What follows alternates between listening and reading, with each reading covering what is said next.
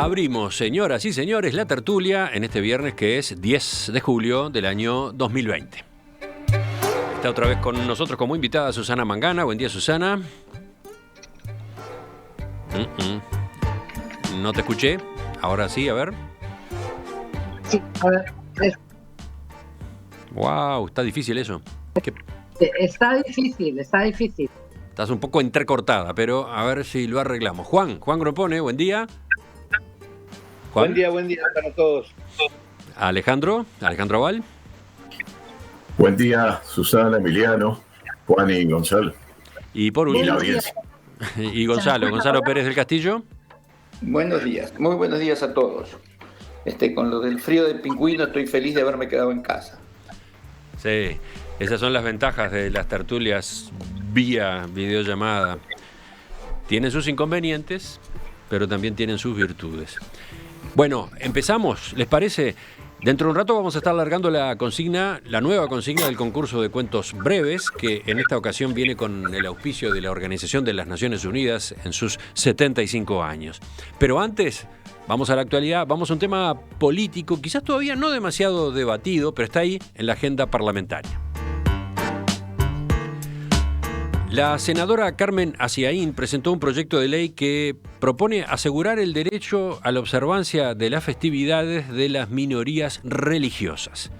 En la exposición de motivos, la senadora nacionalista señala que hay una deuda histórica con las minorías religiosas en nuestro país para que éstas puedan gozar de los días de festividad de sus respectivas tradiciones. Aciaín recuerda que, tras el proceso de secularización que cristalizó en la Constitución de 1919 y en un conjunto de leyes secularizadoras, las fiestas tradicionales de la religión católica, que era entonces la oficial del Estado, se mantuvieron como feriados nacionales oficiales con nuevos nombres. Con ello, agrega, los fieles de la confesión religiosa mayoritaria pueden gozar de esos feriados para la celebración, el recogimiento o la realización de ritos. Sin embargo, agrega, eso no ocurre con los fieles de religiones minoritarias, que terminan padeciendo una desigualdad en el trato de parte del orden jurídico. Bueno, para evitar esas situaciones, lo que propone es asegurar por ley el derecho a la observancia de esas festividades de las minorías religiosas. El proyecto no pretende establecer nuevos días feriados pagos, en cambio plantea que el trabajador, por ejemplo, el trabajador que desee observar la conmemoración de la religión que profesa y que entonces prefiera no ir a trabajar ese día, realice una compensación al empleador que puede ser, por ejemplo, la realización de teletrabajo, la imputación de esa ausencia a jornal de licencia o el trabajo durante feriados laborables. Es una síntesis esto, el proyecto es largo, no muy largo en el articulado, sí muy extenso y muy fundamentado en su exposición de motivos. ¿Cómo vieron esta iniciativa que pone arriba de la mesa un tema que no sé cuánta gente tenía en consideración? Sobre todo, claro, me imagino que los que profesan esas religiones sí lo tenían, pero no estaba, digamos, como una inquietud general. Juan, ¿vas tú primero? Bueno, yo estoy en total desacuerdo con este proyecto. Y quiero recordar que la senadora Aciaín es una militante de la religiosidad, como manifestó este año en esta tertulia misma, ¿no? De modo que ese acuerdo es coherente con su pensamiento. Pero estoy en desacuerdo por varios inconvenientes. Y quiero enumerar algunos. Por empezar, la religión es una actividad íntima, personal, que no debe ser pública. En segundo lugar, ¿quién decide cuál es la religión válida? ¿El Islam es válido? ¿Un culto satánico es válido? ¿El antisemitismo o el nazismo son válidos? ¿Cómo se distingue lo verdadero de lo falso en materia religiosa? Es decir, habría que hacer una especie de tribunal religioso, una especie de tribunal inquisidor religioso que decidiera esto sí, esto no. Quiero recordar a Mustafa Kemal a principios del siglo XX en Turquía, cuando prohibió la manifestación exterior de las religiones, y esto tuvo efectos muy impresionantes para la laicidad de Turquía. Por supuesto, hoy han dado marcha atrás. La ley permitirá la ausencia del trabajo por una peregrinación por el Ramadán, por por la Semana Santa, por un viaje a la Meca, por santificar el viernes, en fin, son bastante impresionante la lista de cosas que se podrían pensar. El santoral, por ejemplo, asigna una fiesta religiosa cada día del año. ¿Podemos festejarlas todas? Yo creo que, en definitiva, esta ley es un intento de restaurar la teocracia, es decir, afirmar que el culto religioso está por encima del trabajo, de la educación, del deporte, de las artes y de las ciencias, porque esas actividades no tienen estos privilegios, por ejemplo, que pretende darle la ley. Es decir, en otras palabras, bienvenidos al medioevo. En definitiva, es parte de una iniciativa que estamos viendo en nuestro país de atentar contra el país laico. Es una embestida religiosa contra las más firmes tradiciones de este país. Estamos en una guerra, pienso yo, porque esto lo han manifestado varias personas, en particular el cardenal.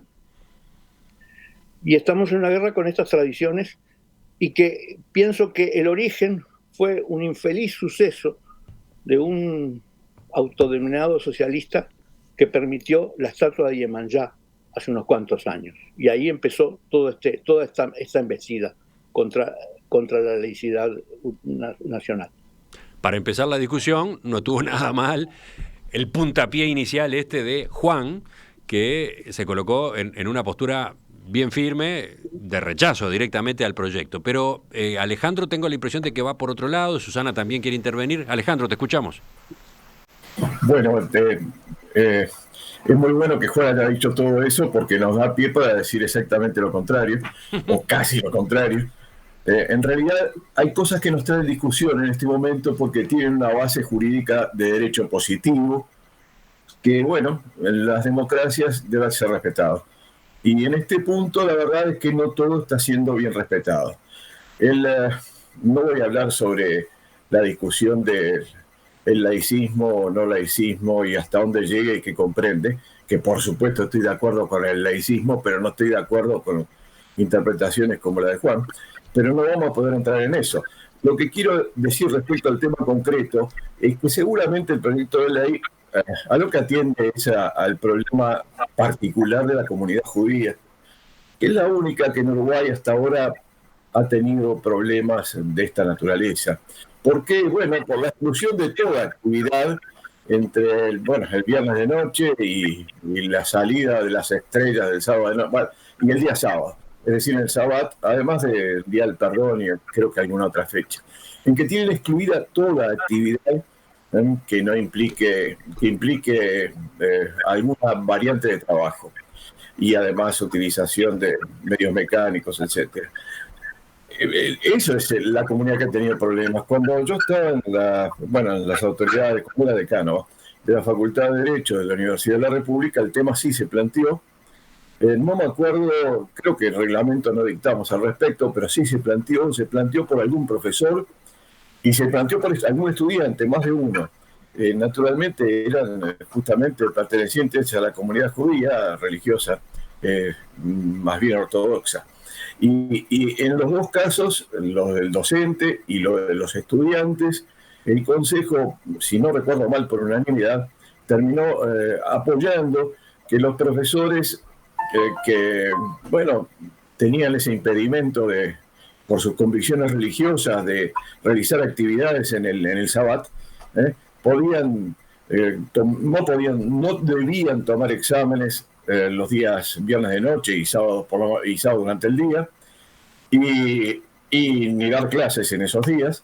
Y los estudiantes, si se fijaba alguna prueba para esos días, tenían el derecho, si no recuerdo mal, a que se le fijara en otro día, y si estaba incluido en algún grupo de clase que tenía clases los sábados, tenía derecho a pedir el cambio a otro grupo de clase. Claro que esto en la Facultad de Derecho no era muy complicado porque generalmente casi todas las materias hay varios grupos de clase. De todas maneras, no puedo menos de decir que hay lugares donde la aplicación de esto a nivel de la educación, no hablo ya del nivel laboral, a nivel de la educación va a generar problemas. Porque, por ejemplo, las especializaciones y las maestrías en mi facultad, la verdad es que se dictan con clases presenciales o ahora parcialmente por Zoom, los viernes de tardecita y durante la noche, y los sábados durante la mañana y hasta pasado el mediodía.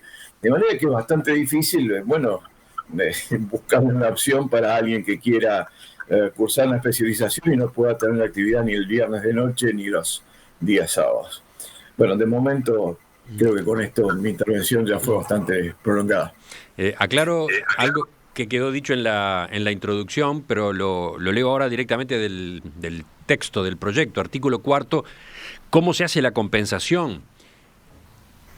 Primero, dice el artículo, el reconocimiento del derecho a la observancia de festividades o días de precepto religioso jamás implicará el goce de días de asueto extra o de feriados no laborables pagos extra para el observante trabajador en el ámbito privado. Esto en cuanto al trabajo, ¿no? Dice que una vez cumplida la comunicación al empleador, y en los casos en que la observancia religiosa haga necesaria la ausencia del trabajador en el lugar de trabajo, el empleador queda obligado a coordinar o acordar con él o los trabajadores la forma en que serán compensadas las horas o días de ausencia. A modo indicativo, el acuerdo de compensación podrá incluir opciones tales como teletrabajo o flexibilización de la jornada laboral en favor del trabajador, imputación de las ausencias a jornales de licencia, la licencia sin goce de sueldo, la compensación de las horas o jornadas no trabajadas mediante su cumplimiento dentro de la semana de trabajo o su compensación por trabajo en días extra o en feriados no laborables o días de descanso semanal. En ningún caso el cumplimiento de las horas o jornadas que se trabajan a consecuencia del acuerdo de compensación generará derecho a remuneración especial, etc. Vamos contigo ahora, Susana. ¿Tú cómo ves este paso? Sí. Bueno, primero, creo que es un derechazo a la mandíbula lo que dijo Juan. A ver, entiendo los reparos que él pone para cómo se implementaría este proyecto o esta ley de salir adelante, pero creo que también es una cuestión que sucede en las sociedades más avanzadas, es decir, la gestión de la religiosidad, puesto que tenemos sociedades plurales en el siglo XXI, creo que propone algunos desafíos, pero no hay que dejar de intentar respetar el derecho de todos a practicar sus ritos, a practicar sus cultos. Yo sé que esto es un tema bastante lejano al ciudadano común medio de Uruguay, porque la laicidad ha sido muchas veces también un pretexto para negar el hecho religioso. Es decir, se ha remitido tanto al ámbito doméstico, todo lo que tenía que ver con la religión, que hay una ausencia de identidad religiosa, sobre todo en la esfera pública, pero se cree erróneamente de que los uruguayos no creéis en nada. Y sin embargo, cuando uno empieza a mirar estadísticas, ciertamente no del todo confiables, porque ya sabemos que el censo no recoge religiosidad en Uruguay, pero sí hay intentos desde el Pew Research Center en Washington, un think tank muy cotizado, pero algunas otras encuestas de hogares y demás. A ver, hay que comprender que el 57% de uruguayos hoy profesa algún tipo de creencia. Evidentemente el catolicismo, que otrora fue hegemónico, ha ido perdiendo peso, ha ido perdiendo espacios a favor, por ejemplo, de otras opciones cristianas no católicas. Ya sabemos que ha crecido el número de evangélicos, sobre todo pentecostales también, pero también tenemos otras creencias en la vuelta. Como dice Alejandro, está la comunidad judía, que tiene un peso específico en la sociedad uruguaya, pero también tenemos otros creyentes, desde los bahá'í, por ejemplo, menos conocidos, una filosofía y religión oriental, pero también tenemos musulmanes, muy poquitos ciertamente, pero están ahí. Y también tenemos otras creencias de reciente llegada, por ejemplo, aquellos que profesan el hinduismo, si bien son muy poquitos, muy acotado el número. Es decir, tenemos una multiplicidad de expresiones de fe hoy en la sociedad uruguaya, pero más allá del número de practicantes es importante otro dato, que es qué importancia le otorgan estos creyentes a la práctica y a la vida y a la identidad religiosa en el día a día. Y ahí es donde vemos una enorme y aplastante diferencia. El 70% de los creyentes de otras religiosidades, no los católicos, le da mucha importancia a concurrir al culto, sobre todo a sus templos, a practicar y a ser parte activa, miembros activos de su comunidad creyente. Con lo cual es ahí donde se impone una mirada un poquito más respetuosa también de esas festividades que son sí o sí importantes para esas creencias. O sea que tú ves bien una iniciativa como esta.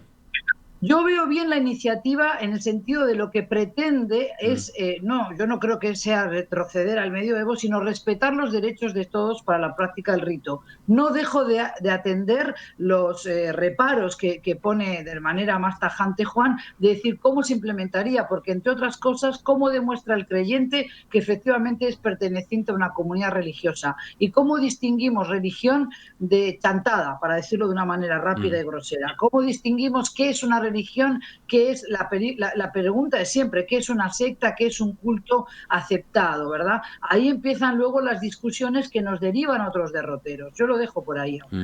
Bien, ahora capaz que vamos al proyecto de ley a ver si hay respuesta para una pregunta como esa que planteaba Susana, pero antes escuchemos a quien todavía no habló, Gonzalo. Bueno, mi orientación general frente a esto es positiva. Yo creo que nosotros vamos hacia un mundo en el cual estamos cada vez más interconectados, globalizados, estamos interactuando con distintas culturas y todo lo que sea el abrir la mente para poder entender mejor, para poder tener mayores posibilidades de llegar a acuerdos que son beneficiosos para la humanidad. Yo creo que todo eso es muy bueno. Y yo en general apoyo todas estas iniciativas que fortalecen la agenda de derechos. Ahora, en defensa de mi amigo Juan, yo creo que tenemos que ser tolerantes todos. Tenemos que ser tolerantes con los tolerantes y exigirles tolerancia también. Ahora, las religiones son dogmáticas. Hay ciertas cosas que no se pueden discutir, son creencias que no son discutibles. Y yo creo, como Juan, que esas pertenecen al ámbito privado de cada individuo. Ahora, hay otras cosas que son las prácticas y los ritos religiosos. Las prácticas y los ritos religiosos no los inventó Dios, son cosas inventadas por los hombres. Y muchas de esas no tienen ningún sentido. Nosotros tenemos que abordar estos temas con la razón, porque si Dios existe, Dios lo que nos dio a los seres humanos es el uso de la razón. Y por lo tanto, la forma de entendernos entre nosotros y de llegar a acuerdos es por la razón. Si uno quiere no comer carne vacuna los viernes, o no comer cerdo, o no tomar vino, o no comer durante el sol, son cosas que en realidad no tienen ninguna lógica, son cosas que están inventadas, que tendrán su justificación en algunas religiones porque están vinculadas a hechos históricos que ellos veneran y respetan, pero que en realidad no se puede pretender que esto se imponga al resto de la sociedad. Son cosas que son totalmente privadas. Si tú lo querés hacer, lo haces en la privacidad, en tu intimidad. Pero no tenés derecho a imponerle a la sociedad. Es decir... Pero ¿y por qué tú decís pero tú estás diciendo que con este proyecto eso se impondría al resto de la sociedad? No. Yo estoy diciendo que a mí me parece bien que si hay un problema como el que hablan, que yo no los conozco, el caso de un doctor y una doctora que tuvieron algunos impedimentos a cumplir sus funciones académicas. Yo creo que sí, que hay que acomodar todas estas cosas que son razonables. Ahora, la persona, y digo, hablo de estos dos porque no conozco el caso, no sé lo que es, pero yo creo que entre seres humanos que tenemos creencias y culturas y costumbres distintas, si nos vamos a entender, tenemos que ser tolerantes todos. Y la única forma es de usar la razón y de decir, miren, esto es razonable y entonces, perfecto. Y esto otro, que es una cuestión individual de cada persona, de su espiritualidad, lo tiene que practicar en su ámbito individual. Y en eso yo estoy totalmente de acuerdo con Juan. Ahora, déjenme decirles igual que estoy muy contento que este proyecto por emancipación de derechos de las minorías haya sido hecho por esta coalición supuestamente de derecha en la cual el Partido Independiente forma parte. Porque los que critican o los que critican estas agendas o que dicen que la derecha no promueve estas agendas de derechos son generalmente los bolcheviques que dominan el Frente Amplio. Y los bolcheviques, si se caracterizaron por una cosa, es por no haber respetado ninguna minoría. empezando por la minoría política de los mencheviques y siguiendo por las religiosas, las sexuales y todas. Sí, tú estás poniendo ahí un acento en cuanto a que acá viene una discusión a propósito de otro derecho, ¿no? Claro. Es un punto más en la agenda de derechos o nuevos derechos. Lo que pasa es que hasta ahora no había figurado en el debate, ¿no? Y se plantea desde este lado en este periodo de gobierno. A ver, Susana levanta la mano, Juan también. Breves intervenciones de los dos. Susana. Bueno, no, muy rápidamente para contestar a lo de Gonzalo. Creo que el proyecto habla de observancia de festividades religiosas, por tanto deberíamos ceñir, yo creo que la discusión a ese aspecto, porque de lo contrario abrimos el abanico tantísimo que es ahí donde surgen las dudas, donde surgen los temores. También tenemos que partir de la base de que ese sentido común también existe entre los practicantes de estas otras minorías religiosas. A ver, cuando Alejandro decía, y es cierto porque soy profesora de varios posgrados, que las clases son viernes noche, sábado de mañana. A ver, si una persona se anota un MBA o se anota un posgrado, el que fuera X, en Derecho Penal, sabe que le va a tocar estudiar en esos horarios. Entonces lo sabe de antemano, o no concurre o decide buscar otra alternativa. Es decir, por lo general también son personas que van a aplicar ese sentido común. Pero es cierto que si queremos vivir en una sociedad plural, de tolerancia inclusiva, que eso significa no te tolero solo porque la ley me obliga, sino porque es bueno que compartamos tus creencias con las mías, tu modo de entender la vida y el mío, porque así crecemos todos en vez de solo imponer yo lo mío. Tenemos que comprender que para muchas personas la religión es parte de su vida y es una necesidad de practicarla y expresarla. Cuando Gonzalo dice, bueno, pero el sentido común, esto lo hizo el hombre, no lo hizo... Sí, yo te entiendo, Gonzalo, pero en principio hay que entender que hay cuestiones religiosas que no se discuten, que nos podrán parecer hasta una payasada en el siglo XXI, pero es una observancia necesaria para pertenecer a esa comunidad. Antes de darle la palabra a Juan, voy al texto del artículo 3 que responde una de las dudas que había a propósito de cuáles son las religiones, qué festividades son las que se acepta incluir en este tipo de flexibilización. Dice el artículo 3, la reglamentación dispondrá la confección de un registro de confecciones religiosas que llevará el Ministerio de Educación y Cultura, que incluirá un listado de los días de precepto o festividad religiosa que registre cada confesión religiosa y los representantes religiosos autorizados para acreditar documentalmente la pertenencia religiosa del observante, ¿no? O sea, va a haber una reglamentación en la que estarán en juego estos instrumentos para la toma de decisiones en cada caso. Juan, volvemos contigo. Yo quiero referirme al tema del trabajo. Creo que la visión de esta ley es una visión de tipo burocrático, es decir, como por ejemplo, bueno, si el trabajador tiene que festejar tal día, entonces después lo repondrá con trabajo otro día. Pero el mundo no funciona así. Es decir, ustedes le pueden explicar, por ejemplo, que el tren que se está haciendo para UPM se atrasó 3 meses porque un 10% de los trabajadores invocaron razones religiosas y entonces hubo que postergárselo para más adelante. Es decir, eso no es posible porque en el mundo real hay plazos de entrega, hay fechas que cumplir, hay cosas que hay que cumplir, entonces no se puede de alguna manera imprevistamente que por fiestas religiosas se posterguen trabajos que tenían que hacer. Es decir, no se arregla con compensar con la licencia o con compensar con esto. Es decir, el trabajador que no viene es un problema para el avance de una obra. De modo que creo que esa visión está, digamos, es una visión de tipo burocrático. Es decir, si el burócrata no viene y el trámite en el rural de CLO se hace 3 días después, no pasa nada. Pero en el mundo real no es así las cosas. De modo que creo que también tiene este otro defecto. Alejandro levanta la mano, vamos con él ahora. Sí, bueno, lo que citabas tú al final del artículo 3, es verdad, lo iba a mencionar, pero bueno, te adelantaste con razón y lo mencionaste, pero conste que ahí no se establece que haya, una especie de control de si la religión es tal o no es tal.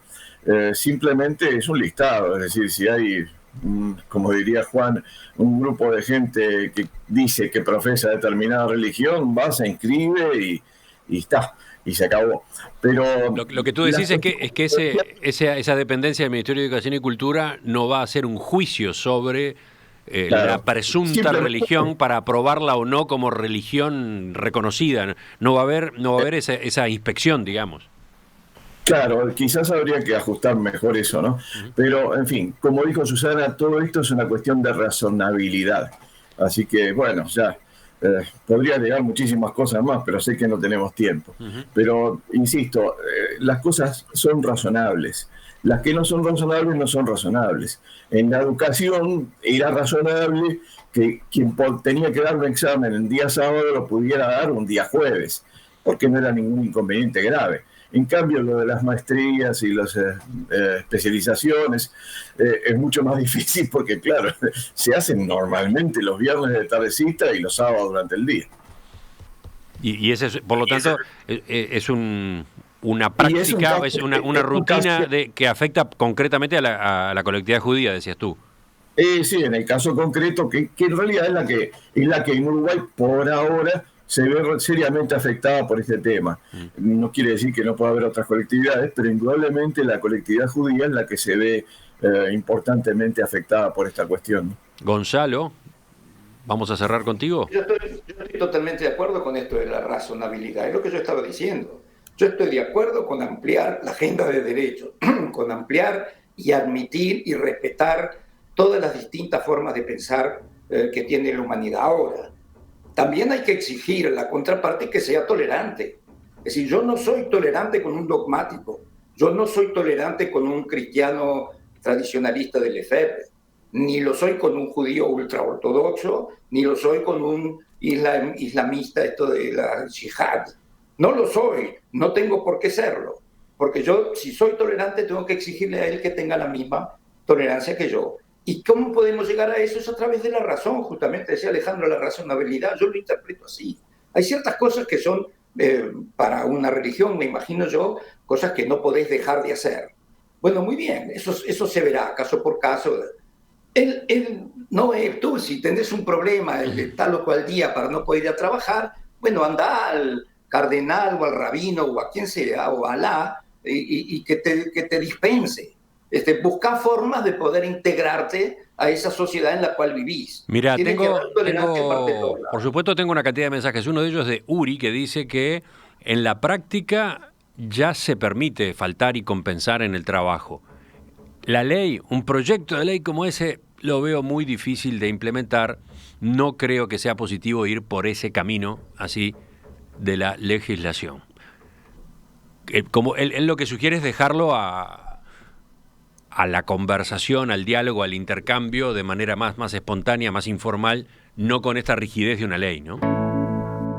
Y después hay objeciones a Gonzalo. Hay varias de las comunicaciones de los oyentes que tienen que ver con tu referencia a los bolcheviques dominando el Frente Amplio, la izquierda, que aclares de qué estás hablando. Hay algunos que se han sentido directamente ofendidos. ¿De qué venía lo tuyo, Gonzalo? Bueno, lo que digo es que nosotros tuvimos el otro día frente a la Embajada Americana un declarado comunista haciendo discursos sobre la libertad y los derechos de las minorías y de las razas y de las religiones y todo, y dando cátedra. Durante 100 años que el comunismo anduvo por todos los continentes del mundo, eso no fue lo que hicieron. Y sin embargo ahora dan cátedra sobre los derechos de las personas y de las minorías. Y hay que bancárselo. A eso exactamente me estoy refiriendo. Está bien, pero no estás haciendo generalizaciones. Eso es lo que te cuestionan desde la audiencia. No, sí, son generalizaciones. Yo creo que el siglo XX ha demostrado que cuando el Partido Comunista llega al poder, las únicas derechos que reconoce son los derechos de los miembros del Comité Central del Partido Comunista. Y todo lo demás es otra categoría de personas. Y eso no es que lo esté inventando yo, esto está en la historia, está escrito. Está bien, pero la generalización la generalización que te cuestionan es que tú digas que bolcheviques dominan al Frente Amplio. ¿Y que no? La estructura del Frente Amplio está armada por los bolcheviques, ¿o no? Lo sabe todo el mundo. Acá no están conformes, tenés una larga lista de discrepantes que además piden rectificación. Por ejemplo, Roberto, en fin, hay afirmaciones gratuitas que no se pueden admitir. Ah, no.